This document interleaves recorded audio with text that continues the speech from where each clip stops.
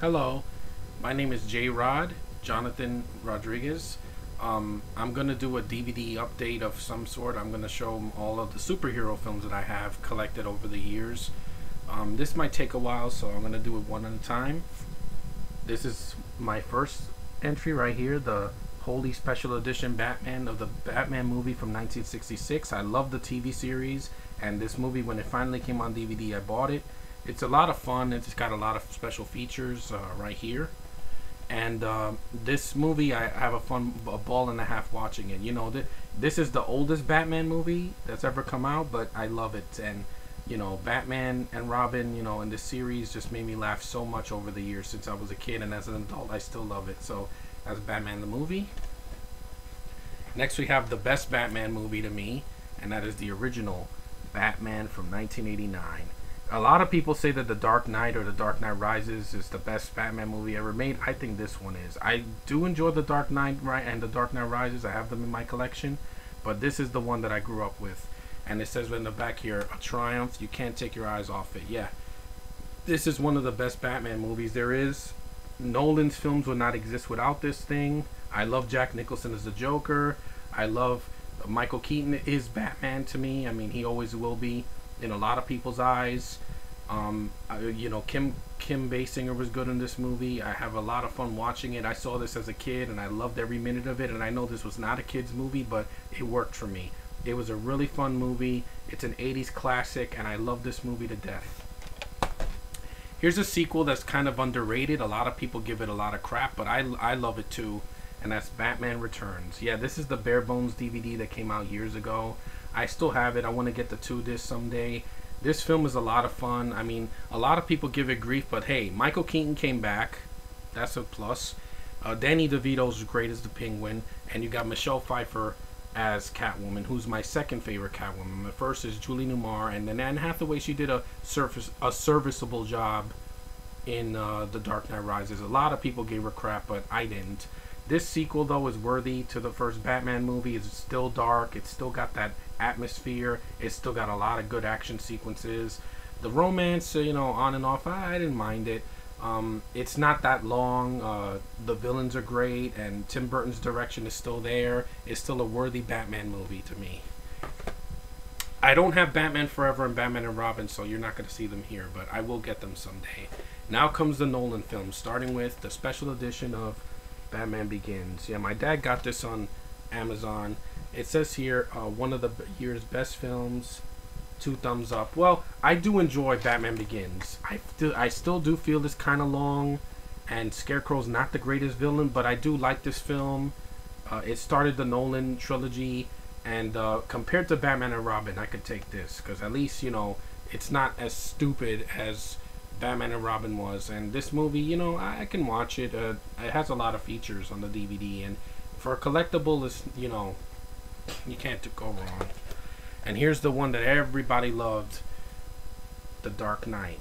Yeah, this is the 2-disc DVD. It doesn't have a lot of features, and it's sad that Nolan's films don't have commentaries. But I will say this, at least this film looks great on my TV, my HD TV. The Dark Knight really set the bar high for Batman. Yes, it's very long, but hey, I've seen much longer films than this. Nolan knew what he was doing when he casted Heath Ledger as a Joker. He just knocked it out of the park. It's so sad that he's not around anymore.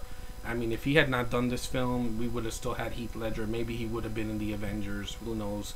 But rest in peace, Heath Ledger. This performance was really good. The action sequences, when they're there, they're there. I know people say, oh, it's a crime drama. Well, Batman solves crimes all the time. I mean, he's kind of like, you know, Inspector Gadget or Kojak or something like that. You know, he in the film, yeah, the voice is silly. I understand that. A lot of people have made fun of that voice since like 2008, and I know. But for a sequel, there you can do much worse than this. I know. I enjoy this movie, but I don't worship it. That's for sure. And here's the third one in the trilogy that, believe me, there got a mixed reaction last year. I know I saw this in the theater and I had a ball and a half, and that's the Steelbook Blu-ray DVD of The Dark Knight Rises. Is this film flawed? Yes. Is it too long? Yes. Could they have cut stuff out of the film? Yes, but I laughed in the theater so much. I didn't think it was going to be that funny, but I was just laughing hysterically with Bane and with Batman, especially in the third act. A lot of people give this movie grief because of the plot holes and saying, "Oh, why did Batman show up in Gotham without taking a plane?" Or "How come he fixed his back thing?" Or why did Catwoman betray him?" And all this and da. This film entertained me despite all the flaws. I know there's a lot of flaws, but this film, I was not bored in the theater. I laughed. Christian Bale's voice didn't bother me as much in the film. Bane's voice made me laugh. Yeah, it's laughable, but it's a comic book movie. It's never going to be the Bible or anything like that. This is just a comic book movie. That's what I saw. I enjoyed this for what it is. It's a long comic book movie at the end of Nolan's trilogy that tried to do something different with Batman. Yeah, it's realistic. Well, it didn't bother me. I've seen a lot worse than this. Amazing Spider-Man, that was awful. That was so boring, and making that dark didn't work for me. But this, I like this. I enjoy it.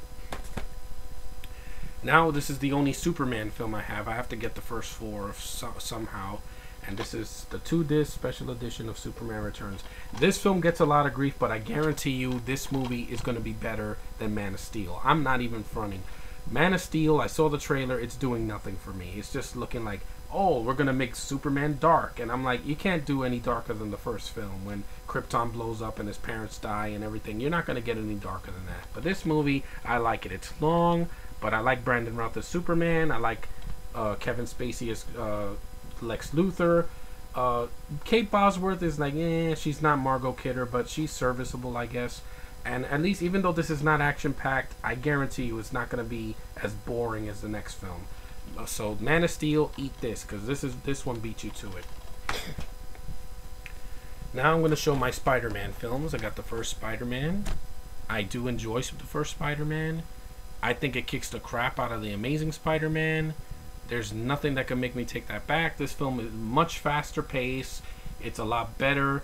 It's a much more solid film. It flows better. I think that even the action sequences still hold up even though they're over 10 years old. This romance got to me a lot more than him and Gwen Stacy in the reboot, because then that was forced. Here it was more natural. Tobey Maguire, I still love him as Spider-Man. He will always be Spider-Man to me. Why he didn't have the wisecracks? The writing. You can't blame Tobey Maguire. He did not write any of these films. So I still enjoy this movie. Green Goblin is a much better villain than the Lizard they did in the reboot.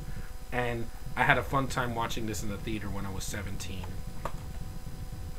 Here's a sequel, my favorite Spider-Man movie to date. Nothing's going to top this one unless they do like an awesome movie that he has all the one-liners and everything.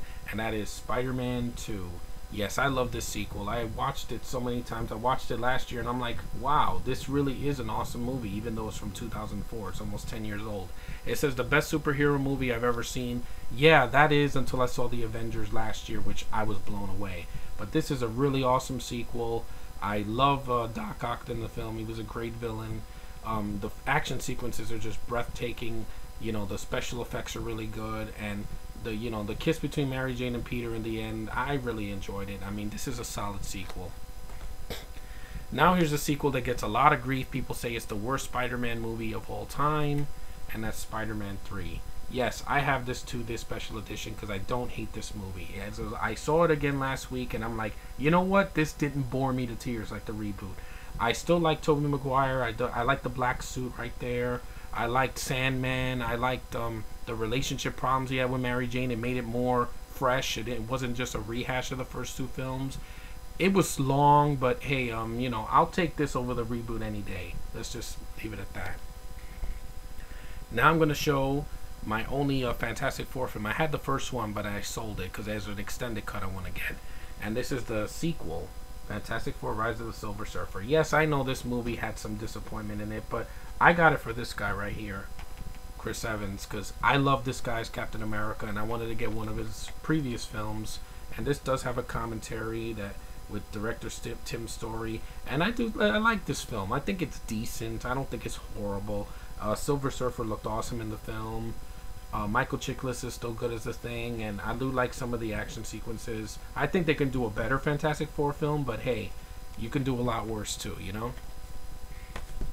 Now I'm going to show my Avengers movies. First, I'm going to start with the movie that started the journey to the Avengers, and that is the 2-disc collector's edition of Iron Man. I love this movie. This movie was awesome watching in the theater. I don't think this movie could have been done in better hands than Jon Favreau. He really got the heart and the wit and the, you know, the story down packed for Iron Man. He made Tony Stark and Iron Man believable in the live action world, and Robert Downey Jr. was casted perfectly as Tony Stark. He is Tony Stark, man. No one will ever replace him.